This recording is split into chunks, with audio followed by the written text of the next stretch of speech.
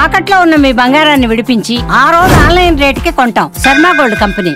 నమస్తే, welcome to Suman TV. నేను గిరిజ. ద్వాదశ రాశుల వారికి మకర సంక్రమణం తర్వాత అసలు ఏ విధంగా ఉండబోతోంది అంటే ఇప్పటి వరకు కూడా రకరకాల సమస్యలతో బాధపడుతూ ఉండుంటారు. సో మరి ఆ బాధలన్నింటి నుంచి విముక్తి కలగాలి అంటే చక్కటి పరిహారాలు తెలియాలి కదా రాశిపరంగా.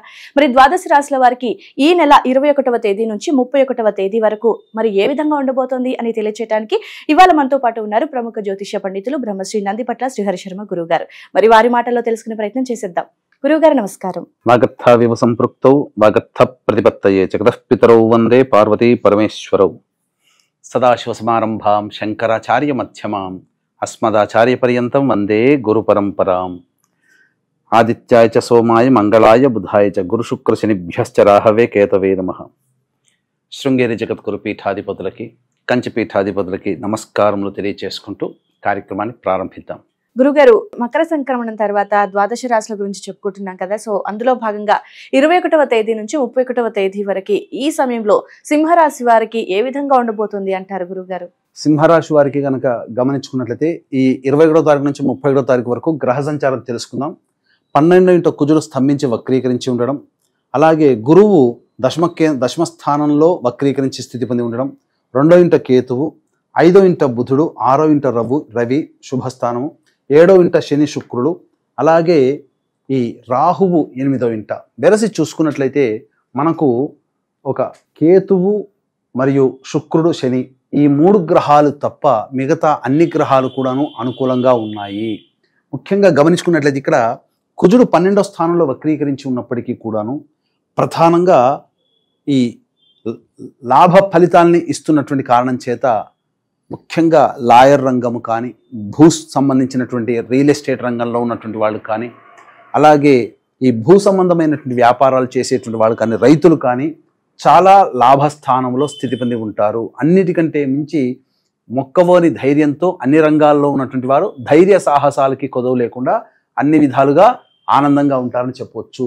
ఇక ప్రధానంగా గురుగ్రహ ప్రభావం కూడా చూసుకున్నట్లయితే గురువు కూడాను వక్రీకరించి దశమస్థానంలో ఉన్న నవమ ఫలితాలు కూడా ఇస్తున్నటువంటి కారణం చేత ముఖ్యంగా విదేశీ యానము, విదేశీ విద్యకు సంబంధించి చేయ ప్రయత్నాల్లో ఉన్నటువంటి విద్యార్థులు కోరుకున్నటువంటి విద్యాలయాల్లో ప్రవేశాన్ని పొందుతారు. ఉన్నత విద్య అభ్యసించడానికి మార్గాలు సుగమం చేసుకుంటారు.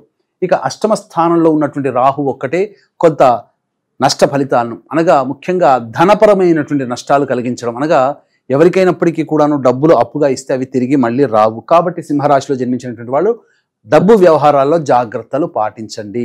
ముఖ్యంగా ఈ వెన్నుముక సంబంధించినటువంటి సమస్యలు బాధిస్తాయి.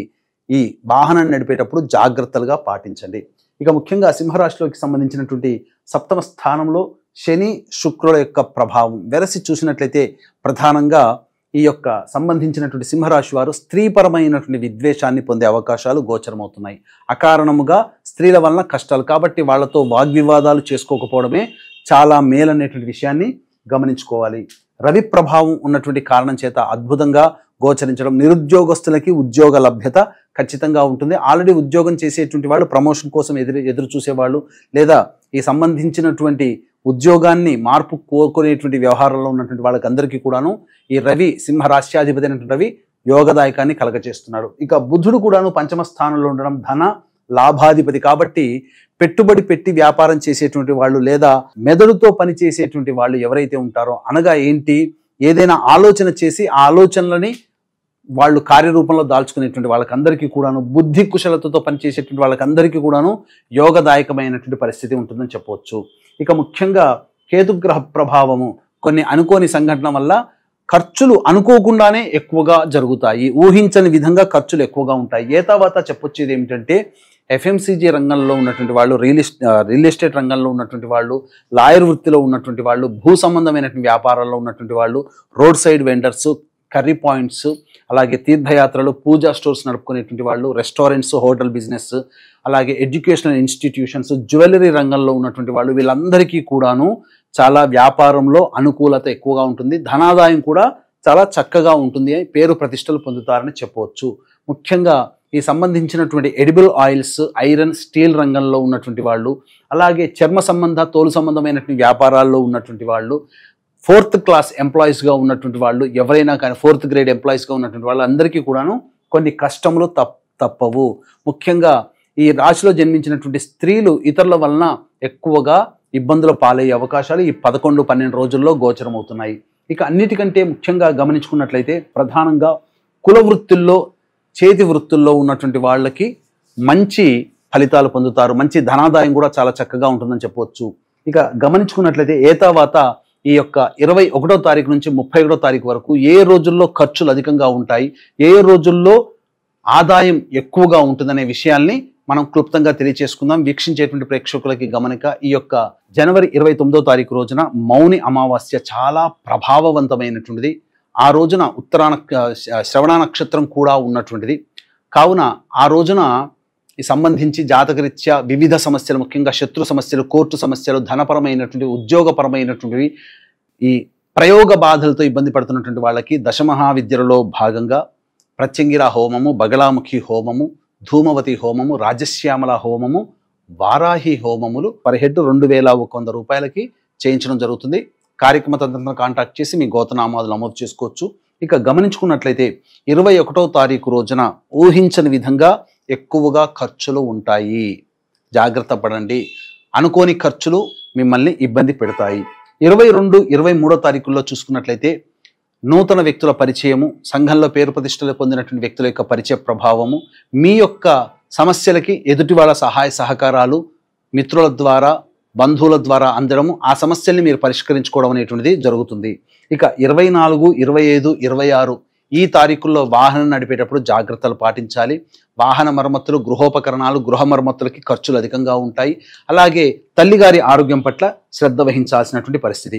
27, 28వ తారీఖుల్లో చూసుకున్నట్లయితే అధిక శ్రమ, శారీరక ఒత్తిడి ఇవన్నీ ఎక్కువగా ఉండడము, అనారోగ్యము చేసేటువంటి అవకాశాలు గోచరమవుతున్నాయి. 29, 30వ తారీఖుల్లో రాని బాకీలు వసూలవుతాయి. అన్నిటికంటే మించి మీ యొక్క ఖర్చులకి, అవసరాలకి మించినటువంటి ధనాదాయం మీకు కలుగుతుంది. 31వ తారీఖు రోజున మీరు చేసేటువంటి ప్రతి పనులలో ఎదుటి వాళ్ళ యొక్క సహాయ సహకారాలతో మీరు అన్నీ కూడాను సమస్యల్ని పరిష్కరించుకోగలుగుతారు. ధనాదాయం కూడా బాగుంటుంది. అలాగే దాంపత్య సమస్యలు, వ్యాపార భాగస్వామి సమస్యల నుంచి కూడా బయటపడతారని చెప్పవచ్చు. గురుగారు, మరి ఈ 11 రోజుల వ్యవధిలో ఈ సింహరాశి వారు ఎలాంటి పరిహారం చేసుకుంటే గనక వారి సమస్యల నుండి బయటపడే అవకాశం ఉందంటారు? ఈ యొక్క 21వ తారీఖు నుంచి 31వ తారీఖు వరకు ప్రధానంగా కాలభైరవాష్టక పారాయణము, రుద్రకవచము ప్రతిరోజు 3 సార్లు పఠించినట్లయితే చాలా మటుకు సమస్యలు అనేటువంటి పరిష్కారం అవుతాయి. ఇప్పుడు చెప్పినటువంటి విషయాల కంటే విభిన్నంగా మీ యొక్క జీవితం ఉందంటే మీ యొక్క జన్మ జాతకంలో నడుస్తున్నటువంటి గ్రహ దశాంతర దశల యొక్క ప్రభావాలు. కావున దగ్గరలోని మంచి ఉపాసనా పరులైనటువంటి జ్యోతిష్యుని సంప్రదించి వారి సలహాలు, సూచనలు కనుక పాటించినట్లయితే మరింత మెరుగైనటువంటి ఫలితాలను పొందుతారని చెప్పవచ్చు. ఓకే గురుగారు, సో రాశిపరంగా ఏ విధంగా ఉండబోతుంది, అలాగే పాటించాల్సినటువంటి పరిహారాన్ని కూడా చాలా చక్కగా తెలియజేశారు గురుగారు. ధన్యవాదాలు. సర్వం శ్రీ ఉమామహేశ్వర పరబ్రహ్మార్పణమస్తు.